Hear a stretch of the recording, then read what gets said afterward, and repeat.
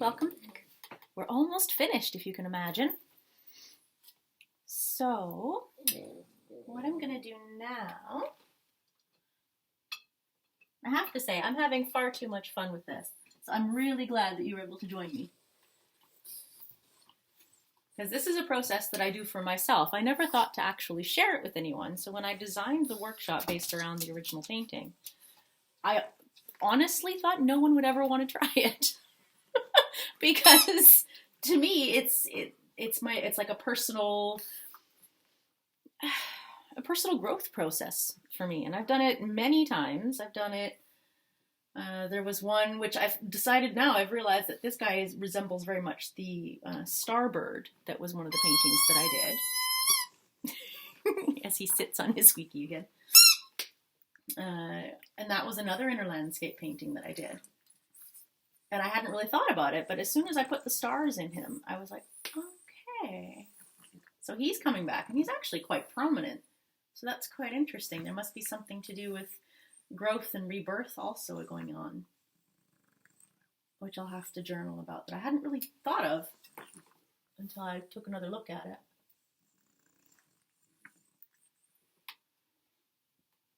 And these ones I went a little bit darker with, the flowers. I'm not enjoying it, so I'm going to switch them back to a lighter color because I thought I would like it. I did these ones a little bit more graphic. I lined them in so they're nice and finished looking. But for some reason, I thought, oh, I'll just line these ones too. And I really didn't end up liking it. So I'm going to switch them back to a lighter color. They seem softer in the lighter color, I think. And that's why it was bothering me. Maybe I'll only do one side. That could be a thing. See how I feel about that. Sometimes I only do one side of a flower in one color. Oh, I do kind of like that, actually. Yep, that's what that was calling for. Part of my brain wanted it to be dark, and part of my brain wanted it to be light. And the reason for that was that half of them was dark and half of them was light. So that's interesting. I love stuff like that. That's the best part about it, is you never really know why it's doing something until you paint it, and then it all becomes somehow slightly clearer in your mind, which is kind of nice. And I'm really loving this guy. He's such a random little plant, but I think he might need some friends because I just love him so much. I feel like there might need to be more of him somewhere. I bet he could kind of overlap this guy. That would be alright.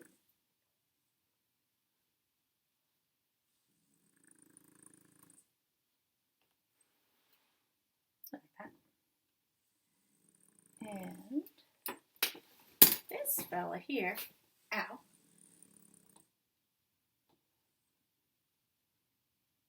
I really feel like he's got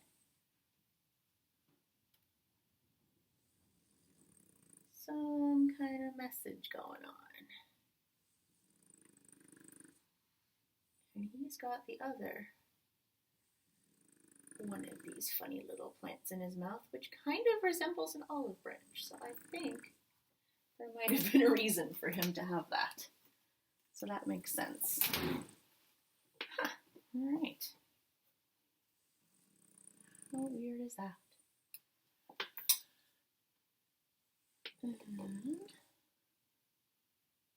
sort of feeling something needs to be in there, but I don't know what yet.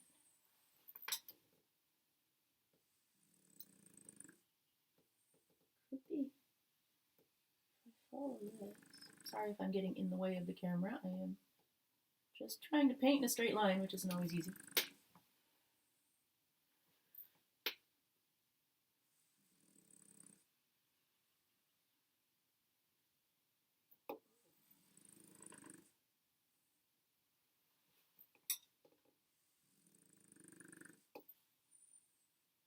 Too much paint, whatever.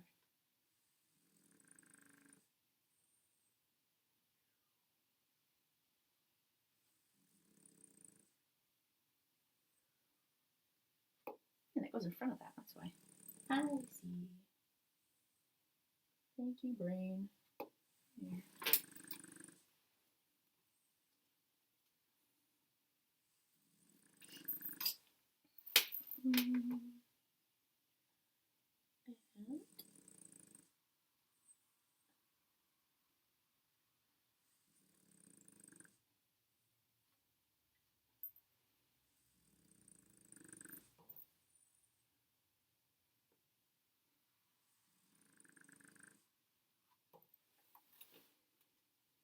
And again, because it is a landscape, I'm just sort of finding where plants and trees and leaves and things will go. And then I'm just doing it intuitive, like I'm just seeing where there's a vague shape of a leaf in the background and then pulling it out.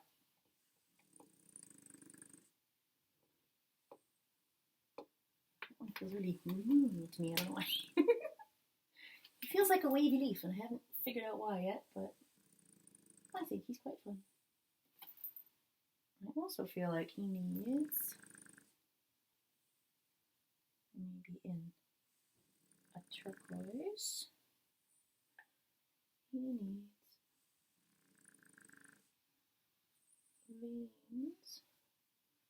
Not all of my leaves get veins. Some of them get them, some of them don't.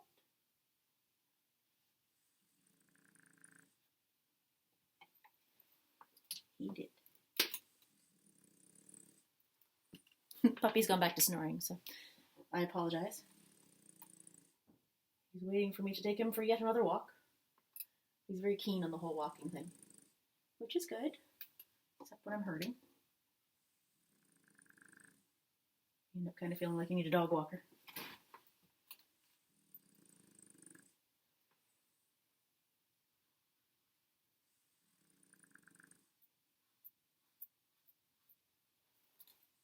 Mm-hmm.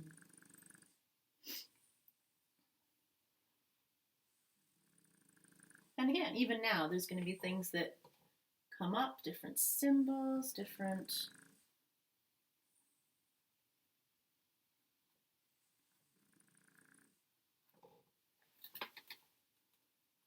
symbols, different shapes. And it'll keep going. Like I said, literally all the way through until you think you're done. And sometimes even afterwards.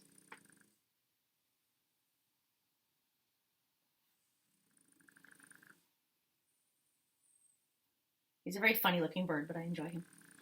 I kind of like how goofy he looks. I don't know why. He's just amusing to me somehow. He makes me giggle.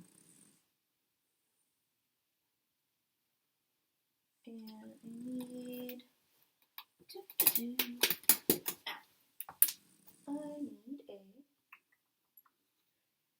something...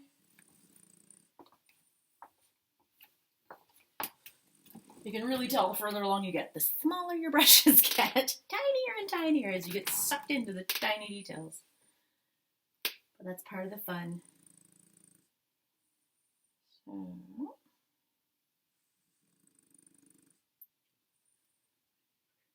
I might actually not go darker on that sky now that I'm thinking about it. I kind of like how vague it is. I'm kind of enjoying that. I'm just going to do a few tiny tree shapes in here because it feels like they should be here. And they're really going to be like a vague tree shape. They're not even going to be like a real tree or anything. They're just kind of tree-ish. Not really tree-y.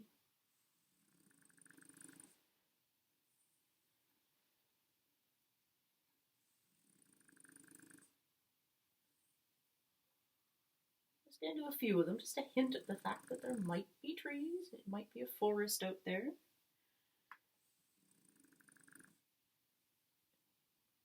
The forest for me is very important. I live in the forest, obviously, but it's,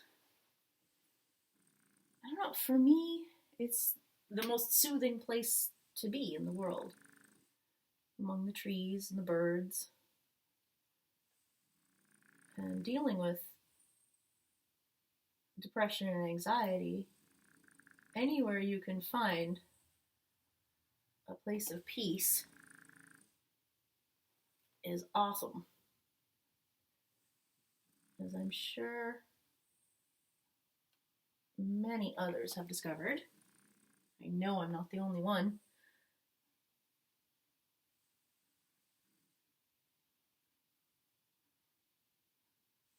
So for me, I think that's why there's a lot of nature themes in a lot of my paintings, and a lot of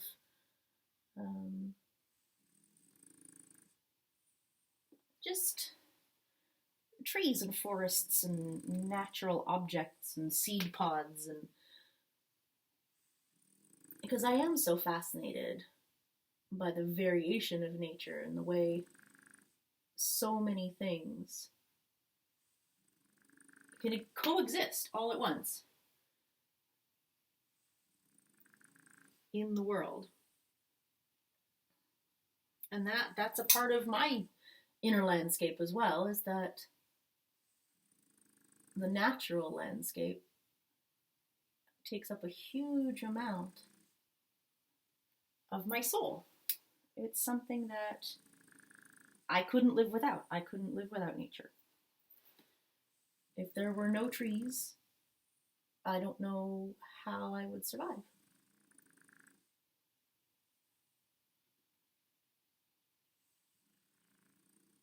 I cry horribly every time they cut down a section of forest that I like to go walking in, because it just feels so awful to have it just suddenly be gone.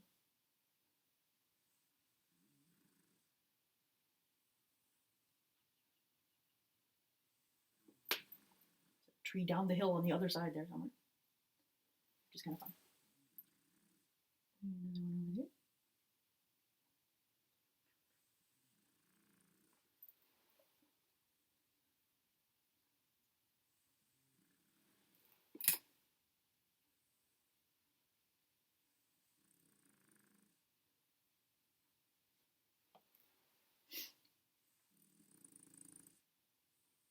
I feel like that might be done.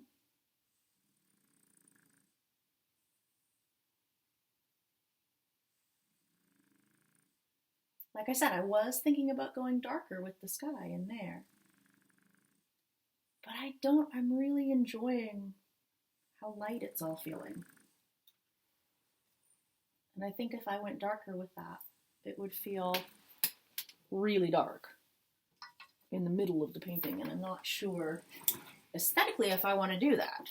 I mean, I still can tell that it's a night sky, so I don't really need to go darker. So, this is my current inner landscape. I'll angle the camera so you can see the whole thing.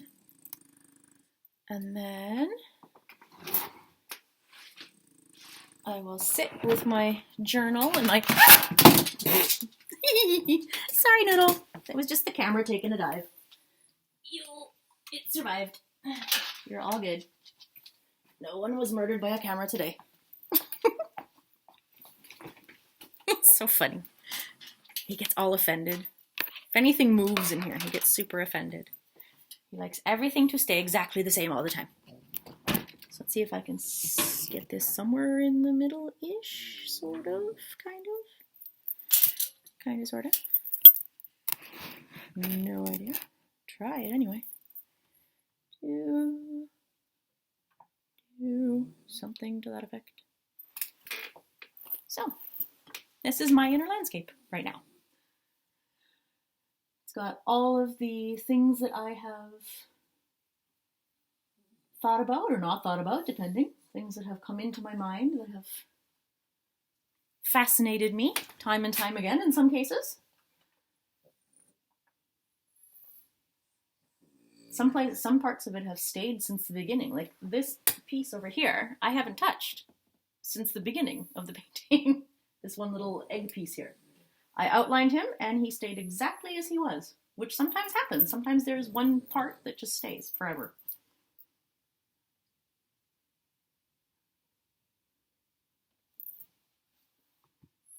So I hope you enjoyed this process, and I hope it was fun for you and that you got to enjoy yourself. And it was very fun for me. Like I said, I never thought I would share this process with anyone. So it was nerve-wracking as well as extremely fun. And I hope if you have any questions, or if there's anything that you're wondering, if I didn't explain something effectively enough, if you'll let me know. And I can't wait to see what you create. So I hope you have a wonderful rest of your day, wherever you are, whenever you are. And I hope to paint with you again soon. Bye.